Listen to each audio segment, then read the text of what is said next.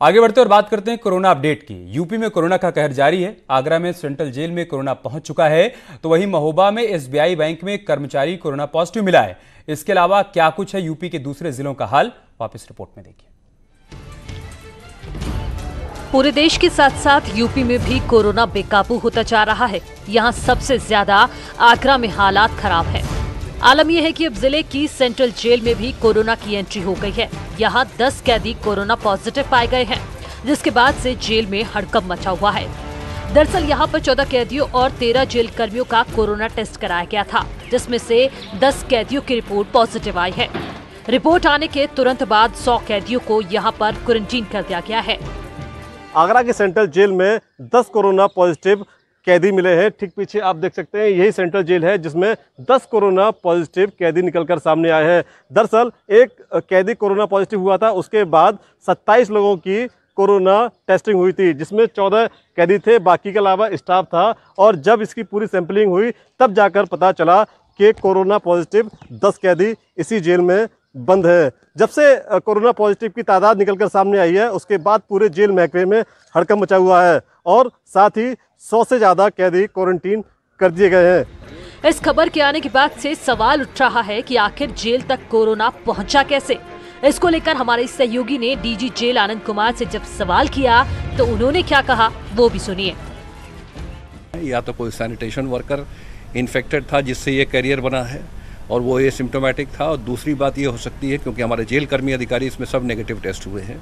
जो सप्लाईज हमारे यहाँ आती है, दूध की, सब्जी की, गल्ले की सप्लाई आती है, उससे भी ये चांस है कि संक्रमण जैसे अर्थर रोड मुंबई में हुआ है उस तरह के से संक्रमण आया हो। आगरा के बाद महोबा का हाल आपको बताते हैं। यहाँ आज एक एसबीआई बैंक में तैनात कर्मचारी कोरोना पॉजिटिव पाया गया है, जिसके बाद शहर कोतवाली क्षेत्र के पीडब्ल्यूडी चौराहे को हॉटस्पॉट में तब्दील कर दिया गया है और पूरे इलाके को सील कर दिया गया है। झांसी में आज एक साथ 3 नए मरीज मिले हैं, जबकि नवाबाद थाना अंतर्गत हैबिट मार्केट में रहने वाली एक महिला की कोरोना से मौत हो गई है, जिसके बाद प्रशासन अब महिला के संपर्क में आए लोगों की खोज कर रहा है।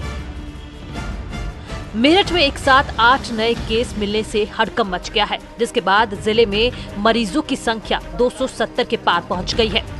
औरैया की बात करें तो यहाँ पर अहमदाबाद से लौटे 2 और लोगों की रिपोर्ट कोरोना पॉजिटिव आई है। सिद्धार्थनगर में तेजी से कोरोना के आंकड़े बढ़ रहे हैं। यहाँ 4 नए केस मिले हैं। ये चारों मरीज मुंबई से आए थे और बांसी तहसील में क्वारंटीन थे। इन तीनों मरीजों के बाद से अब जिले में कोरोना मरीजों की संख्या 30 हो गई है। तमाम जिलों के बाद अगर पूरे यूपी की बात करें तो मरीजों का आंकड़ा यहाँ पर 3000 के पार पहुँच चुका है। कोरोना का संक्रमण हर दिन विस्फोटक होता जा रहा है, लेकिन कोरोना के खिलाफ देश की जंग जारी है और उम्मीद है कि कोरोना हारेगा और देश जीतेगा। Bureau report, news 18। इसके अलावा आगरा में कोरोना के बढ़ते मामलों पर सीएम योगी सख्त हो गए हैं। सीएम योगी ने एसएन मेडिकल कॉलेज के प्रिंसिपल डीजी अनेजा को हटा दिया है। कानपुर के डॉक्टर संजय काले नए प्रिंसिपल बनाए गए हैं। वहीं डॉक्टर एके आर्य उप प्रधानाचार्य बनाए गए हैं। डॉक्टर प्रशांत कोविड चिकित्सालय के अधीक्षक बनाए गए हैं। इसके अलावा डॉक्टर जूही सिंघल इमरजेंसी प्रभारी बनी है, जबकि डॉक्टर अजय अग्रवाल को शव प्रबंधन प्रभारी बनाया गया है।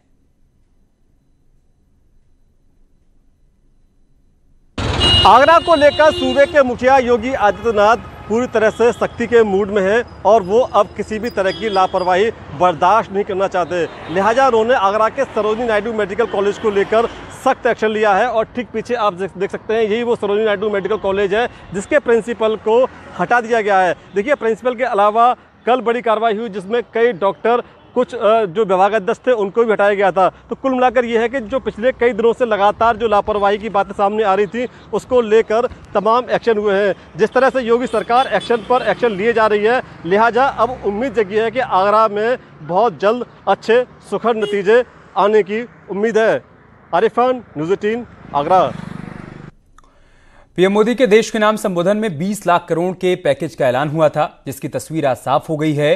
तो चलिए वित्त मंत्री निर्मला सीतारमण ने क्या कुछ बड़ी बातें कही हैं वो हम आपको सिलसिलेवार तरीके से बताते हैं। 10 बड़ी बातें जो उनके प्रेस कॉन्फ्रेंस के दौरान सामने आई हैं। एमएसएमई के लिए 6 बड़े कदम उठाए गए हैं। पहला बड़ा कदम यह है कि एमएसएमई के लिए बिना गारंटी 3 लाख करोड़ का लोन उपलब्ध करवाया जाएगा। 45 लाख छोटे मझोले उद्योगों को सीधे तौर पर इससे फायदा होगा। चौथी बड़ी बात यह है कि 2500 करोड़ तक के लोन वाली एमएसएमई को फायदा पहुंचने वाला है। एमएसएमई को ईएमआई में 1 साल तक की राहत भी दी गई है। छठवीं बड़ी बात यह है कि संकट में फंसे 2 लाख एमएसएमई को 20,000 करोड़ सीधे तौर पर दिए जाएंगे। एमएसएमई के लिए 10,000 करोड़ का फंड्स ऑफ फंड भी होगा, कारोबारी क्षमता को बढ़ाने वाली कंपनियों को जो मदद करेगा। ज्यादा टर्नओवर के बावजूद एमएसएमई का दर्जा समाप्त नहीं किया जाएगा। 10वीं बड़ी बात यह रही कि कारोबार ज्यादा होने पर भी एमएसएमई का फायदा मिलता रहेगा। वहीं सीएम योगी आदित्यनाथ ने इस पर प्रतिक्रिया दी है। उन्होंने कहा है कि छोटी मझोली इंडस्ट्री के लिए मोदी सरकार के पैकेज का स्वागत हम कर रहे हैं। उन्होंने यह भी कहा कि उत्तर प्रदेश में एमएसएमई की सुविधाएं देने के लिए सरकार तैयार है। कल से यूपी में ऑनलाइन लोन मेले की शुरुआत भी हो जाएगी, जिससे व्यापारियों को इसका फायदा होगा। हमारी सरकार ने उत्तर प्रदेश के अंदर एमएसएमई सेक्टर को ध्यान में रखते हुए अपनी स्टेट लेवल बैंकर्स कमेटी की बैठक पहले ही कर ली है और इस बैठक के माध्यम से हम लोग कल से लोन मेला प्रारंभ करने जा रहे हैं। कल एक साथ उत्तर प्रदेश के अंदर 36,000 से अधिक एमएसएमई सेक्टर में कार्य करने वाले, यानी हमारा जो सूक्ष्म लघु मध्यम उद्यम में काम करने वाले जितने भी हमारे उद्यमी हैं, जो लोग इस क्षेत्र में काम कर रहे हैं, उन सब के लिए लोन मेले की हम लोगों ने ऑनलाइन व्यवस्था प्रारंभ की है और कल 36,000 ऐसे लोगों को, उद्यमियों को हम लोन एक साथ, मेरा अनुमान है कि लगभग 1600 से लेकर के 2000 करोड़ रुपए का लोन एक साथ यहाँ पे वितरण होगा। आज की इस घोषणा के साथ ही माननीय वित्त मंत्री जी के द्वारा एमएसएमई सेक्टर को नई ताकत देने के लिए जो एक प्रयास प्रारंभ हुआ है, ये वास्तव में भारत की वह ताकत है जिसे प्रधानमंत्री जी ने लोकल को ग्लोबल बनाने की मुहिम को एक नई दिशा देने के सामने उठाया गया एक बहुत बड़ा कदम है। वहीं इस पैकेज को लेकर कांग्रेस के नेता जयवीर शेरगिल ने आपत्ति जताई है। भारतीय जनता पार्टी जनता को टोपी पहनाने में और दिन में तारे दिखाने में माहिर है। उम्मीद करते हैं कि 20 लाख करोड़ का पैकेज भारतीय जनता पार्टी की वायदा खिलाफी, लिफाफाबाजी और जुमलाबाजी के नियत और नीति का एक और भद्दा उदाहरण नहीं है। उम्मीद करते हैं कि 20 लाख करोड़ का पैकेज उसी कारखाने में नहीं बन रहा जहां 15 लाख हर की जेब में देने का वादा किया गया था, जहां मां गंगा की सफाई का वादा बनाया गया था, जहां काले धन को 100 दिन में वापस लाने का वादा बनाया गया था, जहां $5 ट्रिलियन इकोनॉमी बनाने का वादा बनाया गया था, जहां हर वर्ष 2 करोड़ नौकरियां बनाने का वादा बनाया गया था। जनता भाजपा के वायदों पे अब तभी विश्वास करेगी जब हर जनधन खातेदार की अकाउंट में 7,500 रुपए आ जाएंगे, जब हर छोटे व्यापारी को राहत मिल जाएगी।